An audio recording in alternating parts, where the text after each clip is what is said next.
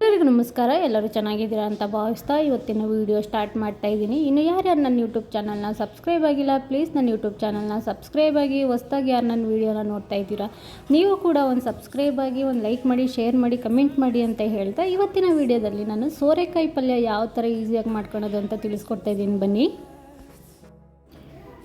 ನಾನಿಲ್ಲಿ ಅರ್ಧ ಕೆಜಿಯಷ್ಟು ಸೋರೆಕಾಯಿನ ಈ ಥರ ಸಣ್ಣ ಸಣ್ಣ ಪೀಸಾಗಿ ಕಟ್ ಮಾಡಿ ಇಟ್ಕೊಳ್ತಾ ಇದ್ದೀನಿ.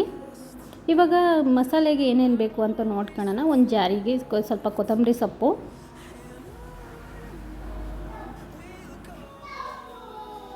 ಸ್ವಲ್ಪ ಬೆಳ್ಳುಳ್ಳಿ, ಚೂರು ಶುಂಠಿ, ನಿಮಗೆ ಇಷ್ಟ ಆದರೆ ಹಾಕ್ಕೋಬೋದು, ಇಲ್ಲಾಂದರೆ ನೀವು ಸ್ಕಿಪ್ ಮಾಡ್ಕೋಬೋದು.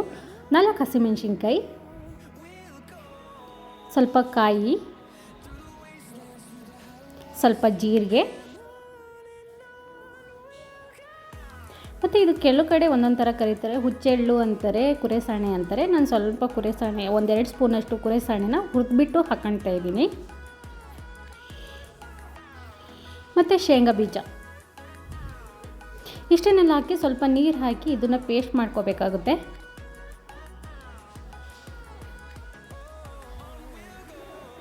ಇಲ್ಲಿ ನೋಡಿ ನಾನು ಯಾವ ಥರ ಪೇಸ್ಟ್ ಮಾಡ್ಕೊಂಡಿದ್ದೀನಿ ಅಂತ. ತೀರಾ ನುಣ್ಣಗೂ ಪೇಸ್ಟ್ ಮಾಡ್ಕೊಳಕ್ಕೆ ಹೋಗಬೇಡಿ, ತೀರಾ ತರಿ ಥರನೂ ಪೇಸ್ಟ್ ಮಾಡ್ಕೋಬೇಡಿ. ಸ್ವಲ್ಪ ಮೀಡಿಯಮ್ ಹದದಲ್ಲಿ ಪೇಸ್ಟ್ ಮಾಡಿಕೊಂಡು ಇವಾಗ ನಾನು ಒಂದು ಕುಕ್ಕರಿಗೆ ಸ್ವಲ್ಪ ಎಣ್ಣೆನ ಹಾಕ್ತಾಯಿದ್ದೀನಿ. ಒಗ್ಗರಣೆಗೆ ಸ್ವಲ್ಪ ಸಾಸಿವೆ, ಮತ್ತು ನಾನು ಏನು 2 ಈರುಳ್ಳಿನ ಕಟ್ ಮಾಡ್ಕೊಂಡಿದ್ದೆ, ಆ 2 ಈರುಳ್ಳಿ ಮತ್ತು ಕರಿಬೇವಿನ ಸೊಪ್ಪನ್ನ ಹಾಕಿ ಒಗ್ಗರಣೆ ಮಾಡ್ಕೊಳ್ತಾ ಇದ್ದೀನಿ. ಇದು ಗೋಲ್ಡನ್ ಕಲರ್ ಬರೋವರೆಗೂ ಫ್ರೈ ಮಾಡ್ಕೊಳ್ಳಿ, ಈರುಳ್ಳಿ ಮತ್ತು ಕರಿಬೇವಿನ ಸೊಪ್ಪು. ಏನು ಅರ್ಧ ಕೆಜಿಯಷ್ಟು ಸೋರೆಕಾಯಿನ ಕಟ್ ಮಾಡಿ ಇಟ್ಕೊಂಡಿದ್ವಿ, ಆ ಸೋರೆಕಾಯನ್ನು ಆ್ಯಡ್ ಮಾಡ್ತಾಯಿದ್ದೀನಿ. ನೀವು ಫಸ್ಟೇ ಕಟ್ ಮಾಡೋಕ್ಕಿಂತ ಮುಂಚೆನೇ ತೊಳ್ಕೊಂಡು ಮತ್ತು ಇನ್ನೊಂದು ಸಲ ಕಟ್ ಮಾಡಿದ್ಮೇಲೆ ಇದು ಗೋಲ್ಡನ್ ಕಲರ್ ಬಂದಾಗಿದೆ, ಅವಾಗ ಚೆನ್ನಾಗಿರುತ್ತೆ. ಮತ್ತು ನಾನು ಒಳಗಡೆದು ಏನು ತಿರುಳು ಇರುತ್ತಲ್ವ, ಆ ತಿರುಳನ್ನು ಹಾಕ್ತಾಯಿಲ್ಲ. ನೋಡಿ ಇಷ್ಟ ಬಂದರೆ ನೀವು ತಿರುಳನ್ನು ಹಾಕೋಬೋದು. ಅದು ತಿರುಳು ಹಾಕಿದ್ರೆ ಸ್ವಲ್ಪ ಸ್ವೀಟ್ ಬರುತ್ತೆ ಅಂತ ನಾನು ತಿರುಳನ್ನು ಹಾಕ್ತಾಯಿಲ್ಲ. ಇವಾಗ ನೋಡಿ ಅದು ಸೋರೆಕಾಯಿ ನಾನು ಪ್ಲೇಟ್ ಮುಚ್ಚಿ ಒಂದು ಫ್ರೈ ಮಾಡ್ಕೊಂಡು ಸ್ವಲ್ಪ ಉಪ್ಪು ಮತ್ತು ಅರಿಶಿನ ಹಾಕಿ ಸೋರೆಕಾಯಿ ಇದೆಯಲ್ಲ ಅದನ್ನು ನಾನು 2 ನಿಮಿಷ ಬೇಯಲಿಕ್ಕೆ ಇಡ್ತಾಯಿದ್ದೀನಿ. ಇವಾಗ ನೋಡಿ 2 ನಿಮಿಷ ಬೆಂದಿದೆ, ಅದು ಅದೇ ನೀರು ಬಿಟ್ಕೊಂಡಿರುತ್ತೆ. ಇವಾಗ ನೋಡಿ ನಾನು ತೋರಿಸ್ತೀನಿ. ಇಲ್ಲಿ ನೋಡ್ಬೋದು ನೀವು ಯಾವ ಥರ ಆಗಿದೆ, ಸ್ವಲ್ಪ ಸಾಫ್ಟ್ ಆಗಿರೋದು ನೋಡ್ತಾ ಇರ್ಬೋದು ನೀವು.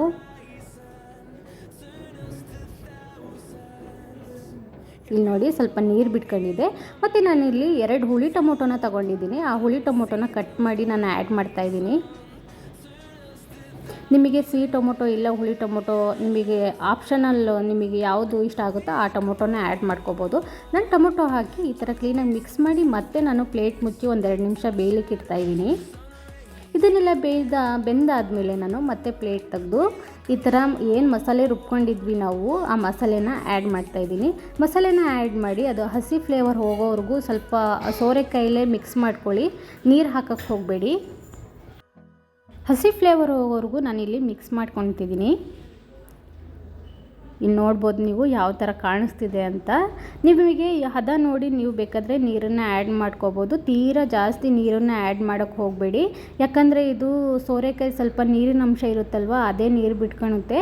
ಮತ್ತು ನೋಡಿ ನಾನು ಸ್ವಲ್ಪ ನೀರು ಹಾಕಿ ಕ್ಲೀನಾಗಿ ಬೇಯಿಸ್ಕೊಳ್ತಾ ಇದ್ದೀನಿ. ಇದನ್ನು ಮಿನಿಮಮ್ ಇಲ್ಲಾಂದರೂ ಒಂದು 5-6 ನಿಮಿಷ ಬೇಯಿಸ್ಕೋಬೇಕಾಗುತ್ತೆ. ಇಲ್ಲಿ ನೋಡಿ ನಾನು ಸ್ವಲ್ಪ ಚೂರು ನೀರನ್ನು ಆ್ಯಡ್ ಮಾಡಿ ಈ ಥರ ಕ್ಲೀನಾಗಿ ಮಿಕ್ಸ್ ಮಾಡ್ಕೊತಾ ಇದ್ದೀನಿ.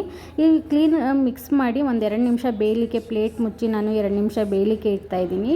2 ನಿಮಿಷ ಬೆಂದಾದಮೇಲೆ ಮತ್ತು ನಾನು 1 ಸ್ಪೂನಷ್ಟು ಧನಿಯಾ ಪೌಡ್ರು, ಒಂದು ಅರ್ಧ ಸ್ಪೂನಷ್ಟು ಗರಂ ಮಸಾಲನ ಹಾಕಿ ಕ್ಲೀನಾಗಿ ಮಿಕ್ಸ್ ಮಾಡ್ಕೊತಿದ್ದೀನಿ ನಾನು.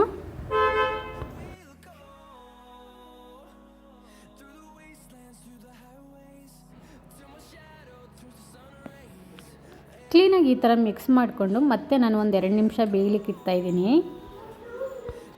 ಇಲ್ಲಿ ನೋಡಿ ನೀವು ನೋಡ್ತಾ ಇರ್ಬೋದು ಅದು ಎಷ್ಟು ತೆಳ್ಳಗಾಗಿದೆ ಅಂತ. ನಾನಿಲ್ಲಿ ಜಾಸ್ತಿ ನೀರನ್ನು ಆ್ಯಡ್ ಮಾಡಲಿಕ್ಕೆ ಹೋಗಿಲ್ಲ. ಅದು ಏನಂದರೆ ಸೋರೆಕಾಯಿ ಸ್ವಲ್ಪ ನೀರಿನ ಅಂಶ ಇರೋದ್ರಿಂದ ಅದೇ ನೀರು ಬಿಟ್ಕೊಂಡಿರುತ್ತೆ.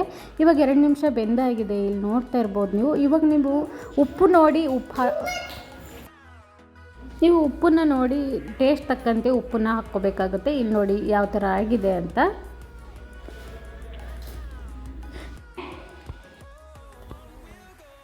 ನೋಡ್ತಾ ಇರ್ಬೋದು ನೀವು, ಸೋರೆಕಾಯಿ ಪಲ್ಯ ರೆಡಿ ಆಗಿದೆ. ಫೈನಲ್ ಸ್ಟೇಜಲ್ಲಿ ಈ ಥರ ಕೊತ್ತಂಬರಿ ಸೊಪ್ಪನ್ನು ಹಾಕಿ ನಾನು ಸ್ಟವ್ ಆಫ್ ಮಾಡಿ ಈ ಥರ ಪ್ಲೇಟ್ ಮುಚ್ಚಿ ಇಡ್ತಾ ಇದ್ದೀನಿ. ಯಾಕಪ್ಪ ಅಂದರೆ ಪ್ಲೇಟ್ ಮುಚ್ಚಿ ಇಟ್ಬಿಟ್ರೆ ಇನ್ನೊಂದು ಸ್ವಲ್ಪ ಸಾಫ್ಟಾಗಿ ತುಂಬಾ ಟೇಸ್ಟ್ ಬರುತ್ತೆ ಅಂತ ನಾನು ಪ್ಲೇಟ್ ಮುಚ್ತಾ ಇದ್ದೀನಿ. ಸೋರೆಕಾಯಿ ಪಲ್ಯ ರೆಡಿ ಆಗಿದೆ. ಇಲ್ಲಿ ನೋಡ್ತಾ ಇರ್ಬೋದು ನೀವು ಯಾವ ಥರ ಬಂದಿದೆ ಅಂತ.